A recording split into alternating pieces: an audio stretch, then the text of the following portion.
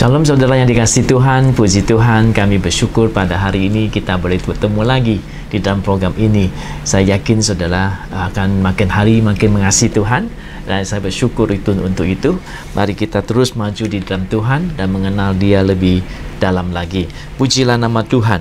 Nah, hari ini saya membagikan firman Tuhan dari Matius pasal yang ke-12 ayat 20 yang berbunyi demikian.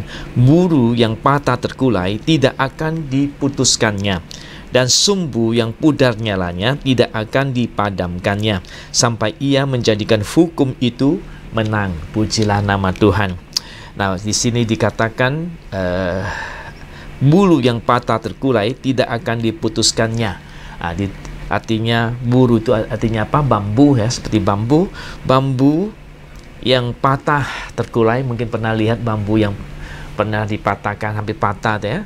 Dikatakan bahwa tidak akan Tuhan putuskan ya. Atau sumbu yang pudar nyalanya tidak akan dipadamkannya. Jadi artinya lampu itu yang sudah hampir padam mungkin ya, mungkin lilin saudara pernah lihat itu yang hampir padam, tapi dibilang tidak akan dipadamkannya. Artinya Tuhan akan bertindak untuk kita yang mengasihi Tuhan. Dia tidak akan padamkan itu lilin, dia tidak akan padamkan itu lampu yang sudah pudar ya, ataupun bambu yang sudah hampir patah, terkurai begitu ya. Tuhan bilang dia akan tegakkan lagi. Haleluya. Puji nama Tuhan. Nah, artinya di dalam kehidupan kita setiap hari kita mungkin bertemu dengan begitu banyak kesulitan, persoalan yang sepertinya memukul kita, hampir patah, terkurai seperti bambu begitu ya.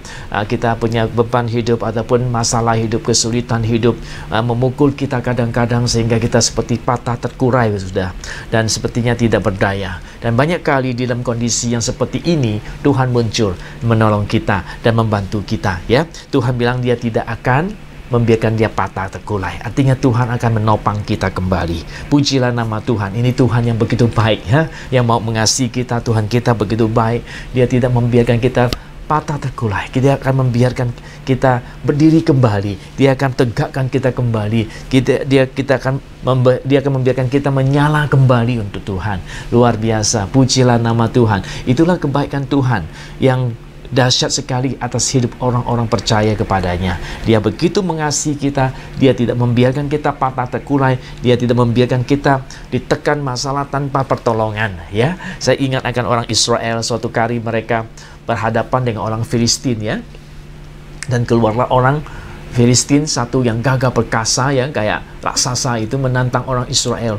Dia bilang, mari kita berperang, keluarkan satu orang daripadamu ya, supaya berperang dengan saya, kata Goliat yang raksasa ini.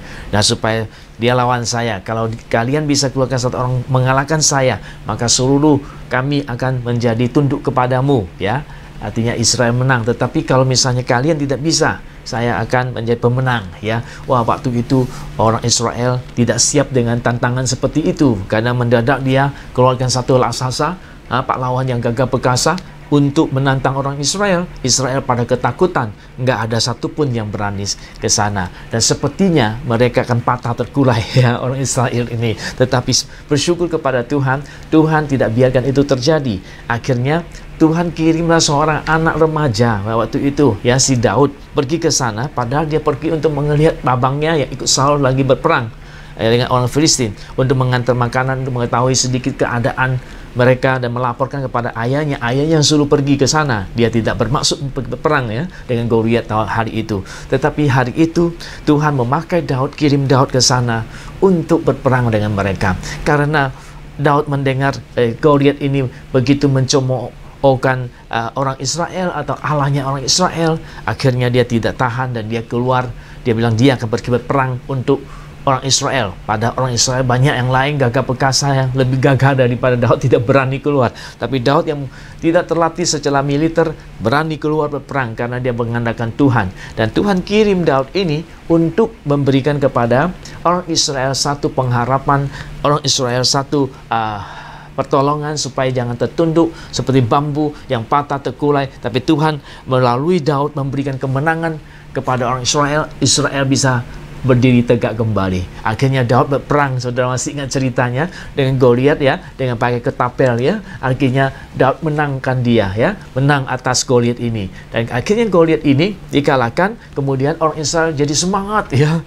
Kemudian kejar musuh mereka orang Filistin, dan hari itu Tuhan memberi kemenangan kepada orang Israel luar biasa. Tuhan dengan memakai seorang anak remaja yaitu Daud untuk menyelamatkan orang Israel dari patah terkulai.